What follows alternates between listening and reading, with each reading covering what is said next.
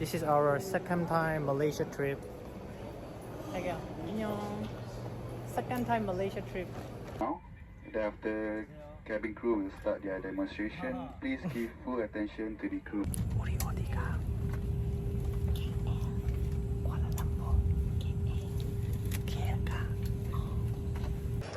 Malaysia ရောက်ပါပြီ Malaysia ရောက်ရင်ကျွန်တော်တို့ကြိုက်တဲ့ Oriental Cafe မှာလာစားပါတယ်